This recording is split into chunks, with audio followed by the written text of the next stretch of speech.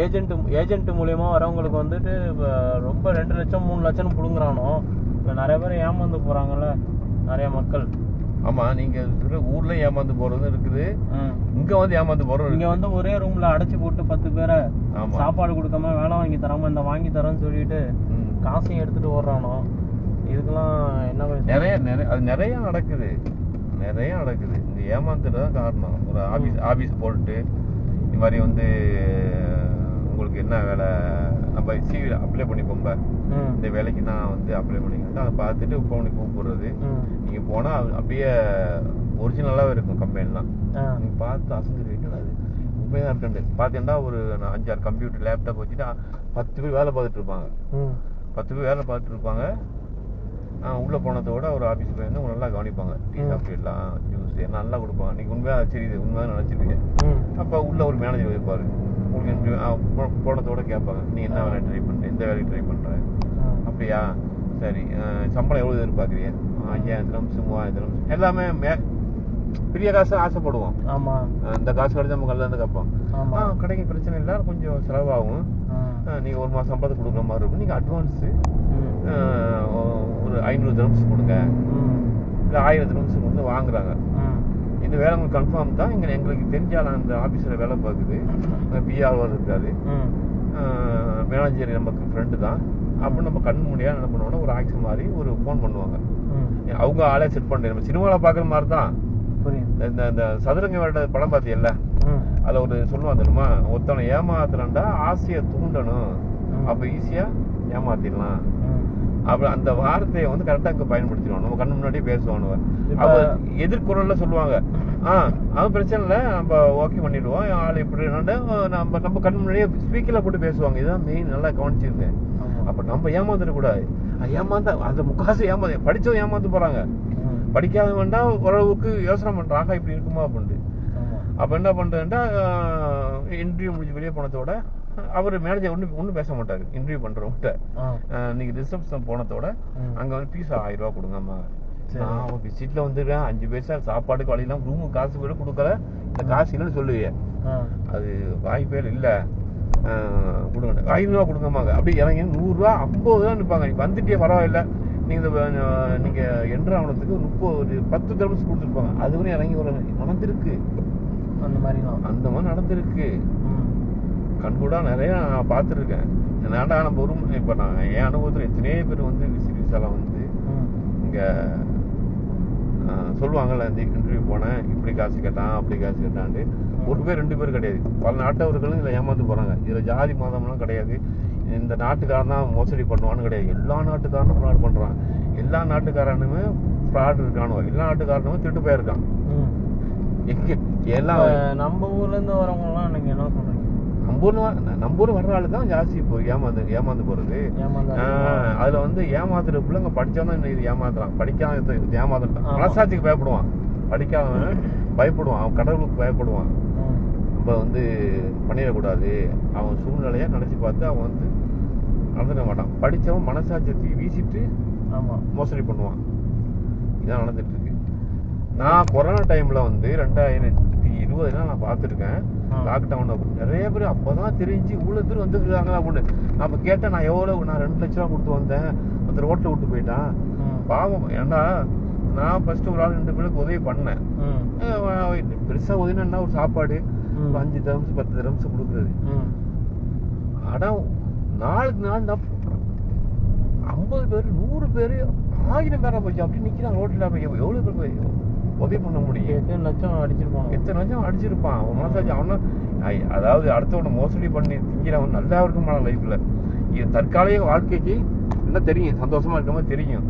ஆனா அந்த காசு அவனுக்கு வேற மாதிரியே போயிடும். எல்லாம் ஊர்ல பாவம் கஷ்டப்பட்டு வட்டிக்கு வாங்கி நகையை அடைய வச்சுதான் வர்றான். ரொம்ப கோடீஸ்வரன் வர மாட்டான். அவன் ரொம்ப கோடீஸ்வரன் நல்லா டாப்ல வரவனுவ, அவன் லெவலே வேற. காசு இழந்தாலும் ஒன்றும் தெரியாது. சாதாரண மக்கள் ஏமாந்து போறதா நம்ம வைத்தறிச்சலா இருக்கு.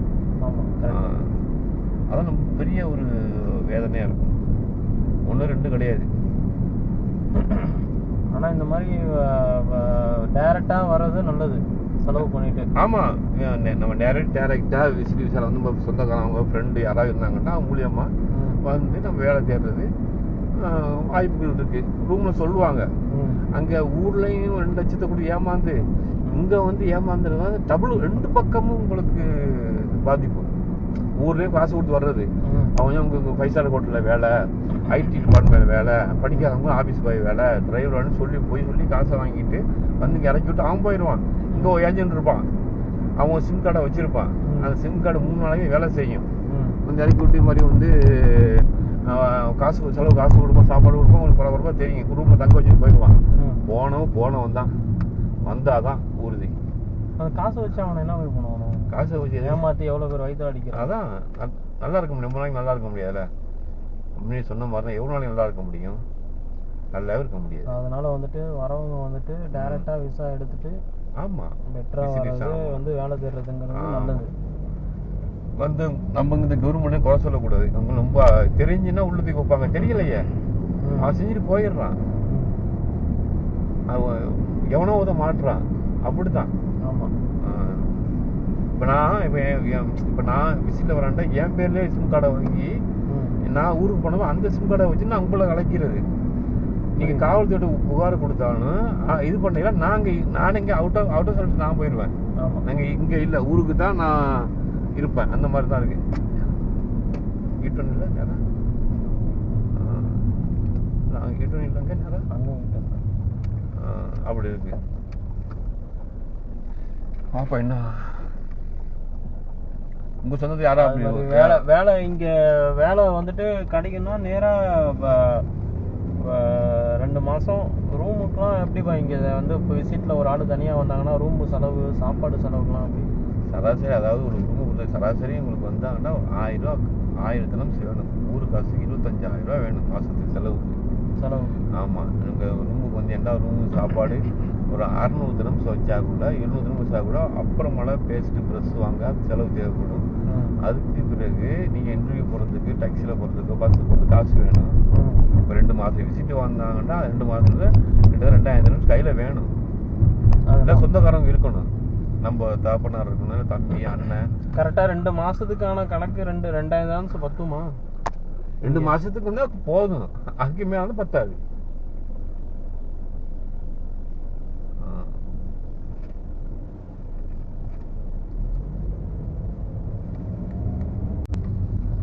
சரியா? திரும்பி ப்ளே பண்ணுங்க.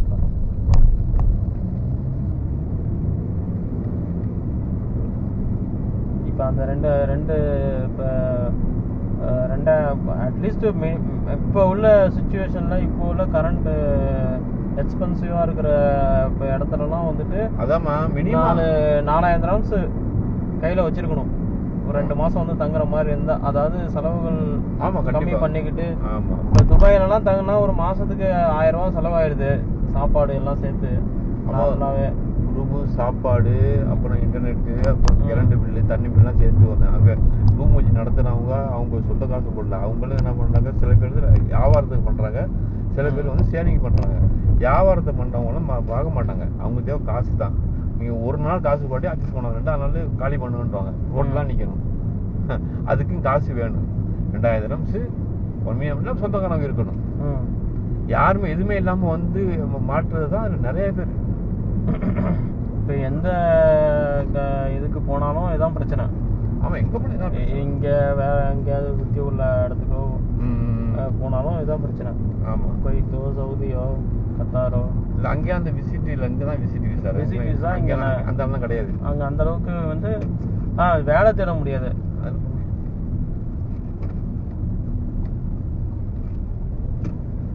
ஆமா, இந்த நாள்ல தான் அப்படி. புரியுது. பாக்கி நாள்ல போனா அந்த இங்க இந்த நாள் நிறைய சலுகை இருக்குல்ல. விசில வந்து இறங்கிட்டு வேலை தேடலாம். ரூம்னா இந்த மாதிரி வந்து அவங்கவுங்க வந்து இதுக்கு இருக்கலாம். கம்ஃபர்டபுளான ஒரு பிளேஸ்ல வந்துட்டு வேலை எங்க இருந்து தங்கினா வேலை கிடைக்கும், அந்த மாதிரி இடம். மேக்ஸிமம் கரெக்டா இருந்தா கரெக்டா இருக்கும். நீங்க சிட்டிலாம் தங்கணும். ஷார்ஜாவில் இப்போ ஷார்ஜாவும் நமக்கு தெரியும், துபாய் பத்தி ஓரளவுக்கு தெரியும். துபாய் பக்கம் தங்கினா ஓவர் லஞ்சு, ஏரா துபாய், இந்த மாதிரி மக்கள் நிறைய தமிழர்கள் இருக்கிற இடத்துல வந்து நம்ம மொழி பிரச்சனை இருக்காது.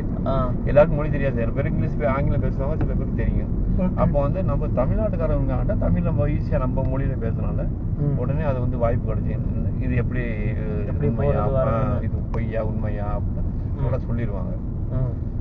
பாக்கி முகம் தெரியாத மொழி தெரியாததுல மாட்டேன், அது ஒரு இது இருக்குது, அது சிக்கல் இருக்கு. அதனால நீங்க வந்து மேக்ஸிமம் சிட்டிலையோ நல்லா மக்கள் ஒரு நிறைய கூடுற இடத்துல தங்குறது ரொம்ப வசதியா இருக்கு.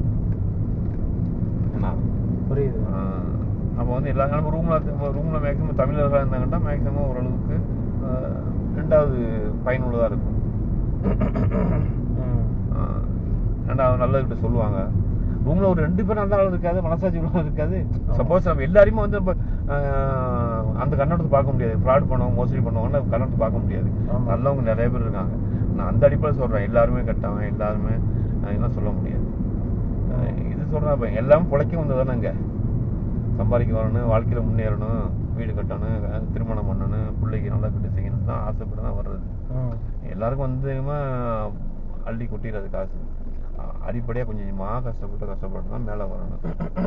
1 2 3 இப்படி தான் மேலே வந்துட்டு இருக்கோம். உங்களுக்கு தெரிஞ்ச அப்படியே ஆயிருக்கா? இல்லை, தெரிஞ்ச ஆள் ஆயிருக்குன்னு விட நிறைய பேர் இப்போ நம்ம சுற்றி உள்ளவங்களாம் இப்போ ஒரு இடத்துக்கெல்லாம் வேலைக்கு தேடுறப்ப இன்டர்வியூ அட்டன் பண்ணுறப்பெல்லாம் காசு தான் கேட்குறாங்க. வேணா எல்லா இடத்துலையும் எங்கே போனாலும் காசு கேட்குறாங்க. ஆமாம், காசு கேட்காத இடமே இல்லாமல் இப்போ இருக்கு. காசு கொடுத்தா வேலை வாங்கி தரேன்னு சொல்லிட்டு ஏமாத்த தான் பாக்குறாங்க, தவிர வாங்கி தர மாட்டாங்க வேலையை. அதாவது அவங்களுடைய கஷ்டத்தை வந்துட்டு யோசிச்சு பார்க்க மாட்டாங்க. அவங்க ஒரு கஷ்டத்துக்காக இங்க வந்திருப்பாங்க, அதை வந்துட்டு அவங்க ஒரு ப்ராப்பரான முறையில அவங்க நினைச்சா செய்யலாம், செய்ய மாட்டாங்க. மோசடி பண்றதுக்காக இந்த வேலையை மோசடி பண்றோம். திருட மனசாட்சி தான் இருக்காது, மனசாட்சி உள்ளவன் திருட மாட்டான். இந்த ஊர் மக்கள் இங்க வர மக்கள் வந்துட்டு ரொம்ப டிப்ரெஷன் ஆகுறாங்க, ஸ்ட்ரெஸ் ஆகுறாங்க இதனால. அப்ப அது அவங்களுக்குலாம் நீங்க எப்படி என்ன இந்த மாதிரி, அதாவது என்னடா திருட்டு பயலும் சரி மோசடி பண்ண மனசாட்சி இல்லாதவன் தான் செய்வான், மனசாட்சி உள்ளவன் செய்ய மாட்டான். பயப்படுவான், கடவுளுக்கு பயப்படுவான், நம்ம இது வந்து பண்ணிடக்கூடாதுன்னு பயப்படுவான். திருட்டு பயலும் மோசடி பண்ண மனசாட்சி அப்படியே மனசாட்சிய சுட்டு போட்டு வச்சுப்பான். எவன் எக்கடுப்புல நமக்குன்னு இருக்கு, நம்ம நல்லா இருக்கணும் அந்த ஆசைப்படுறவன் மேக்சிமம் இருக்கானோ. அந்த மாதிரி தான் இது.